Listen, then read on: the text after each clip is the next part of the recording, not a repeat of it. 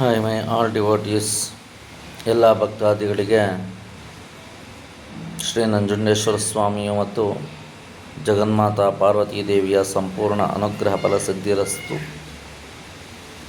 ನಮ್ಮ ಈ ದೇವನಹಳ್ಳಿಯಲ್ಲಿರುವ ಕೋಟೆ ಶ್ರೀ ಪುರಾತನವಾದ ಇತಿಹಾಸವುಳ್ಳ ದೇವನಹಳ್ಳಿಯೊಳಗೆ ಇತಿಹಾಸವುಳ್ಳ ಶ್ರೀ ಕ್ಷೇತ್ರವಾಗಿ ಶಿವನ ದೇವಾಲಯ.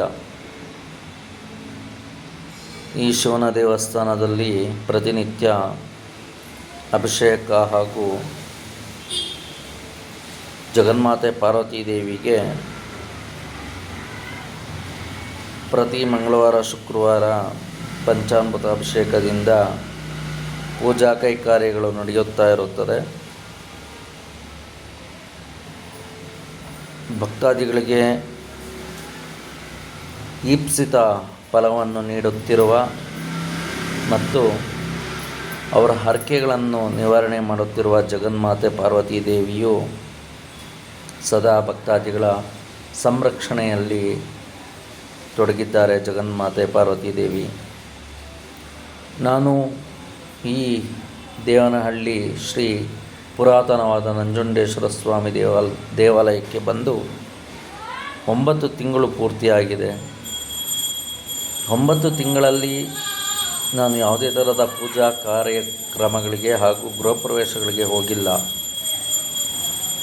ಆ ಜಗನ್ಮಾತೆ ಮತ್ತು ಶಿವನನ್ನು ಆರಾಧನೆ ಮಾಡಿಕೊಂಡು ಇತಿಹಾಸವುಳ್ಳ ಈ ಗರ್ಭಗುಡಿಯನ್ನು ಸಂರಕ್ಷಣೆಯನ್ನು ಮಾಡಿಕೊಂಡು ಬರ್ತಾಯಿದ್ದಾರೆ ಪೂರ್ವಿಕರು.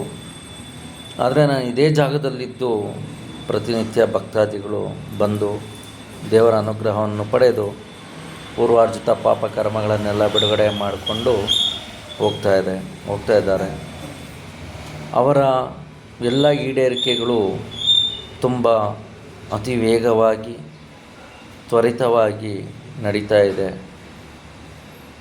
ಅದರಿಂದಾಗಿ ಭಕ್ತಾದಿಗಳು ಹೆಚ್ಚಿನ ಜನಸಂಖ್ಯೆಯಲ್ಲಿ ಭಾಗವಹಿಸಿ ಜಗನ್ಮಾತೆಯ ಪಾರ್ವತೀ ದೇವಿಯ ಸಂಪೂರ್ಣ ಅನುಗ್ರಹವನ್ನು ಹೊಂದಬೇಕೆಂದು ಮತ್ತು ಶ್ರೀ ನಂಜುಂಡೇಶ್ವರ ಸ್ವಾಮಿಯ ಸಂಪೂರ್ಣ ಆಶೀರ್ವಾದವನ್ನು ಪಡೆಯಬೇಕೆಂದು ಪ್ರಾರ್ಥನೆ ಮಾಡಿಕೊಳ್ಳುತ್ತಾ, ಈ ದೇವನಹಳ್ಳಿಯೊಳಗೆ ಈ ದೇವಸ್ಥಾನ ಪುರಾತನವಾದ ದೇವಸ್ಥಾನ ಇರುವುದು ಬಹಳ ವಿಶೇಷ. ತುಂಬ ಪುರಾತನವಾದ ದೇವಸ್ಥಾನ, ತುಂಬ ಶಕ್ತಿಯುತವಾದದು. ವೇಣುಗೋಪಾಲ ಸ್ವಾಮಿಯ ಹತ್ತಿರ ಈ ದೇವಸ್ಥಾನ ಇದೆ, ಕೋಟೆ ಹತ್ತಿರ. ಒಂದು ಸತಿ ಭಕ್ತಾದಿಗಳು ಆ ಜಗನ್ಮಾತೆ ಪಾರ್ವತೀ ದೇವಿಯ ಅನುಗ್ರಹವನ್ನು ಪಡೆದರೆ ನಿಮ್ಮ ಪೂರ್ವಾರ್ಜಿತ ಕರ್ಮ ಫಲಗಳೆಲ್ಲ ನಿವಾರಣೆ ಆಗುತ್ತದೆ ಎಂದು ನನ್ನ ಒಂದು ನಂಬಿಕೆ. ಸರ್ವೇ ಜನಾಃ ಸುಖಿನೋ ಭವಂತು. ಎಲ್ಲ ಭಕ್ತಾದಿಗಳು ಸುಖ, ಸಂತೋಷ, ನೆಮ್ಮದಿ, ಆಯಸ್ಸು, ಆರೋಗ್ಯದಿಂದ ಇರಬೇಕೆಂದು ಪ್ರಾರ್ಥನೆ ಮಾಡಿಕೊಳ್ಳುತ್ತಾ ಶ್ರೀ ನಂಜುಂಡೇಶ್ವರ ಸ್ವಾಮಿಯ ಸಂಪೂರ್ಣ ಅನುಗ್ರಹ ಫಲಸಿದ್ಧಿರಸ್ತು. ಓಂ ಸ್ವಸ್ತಿ.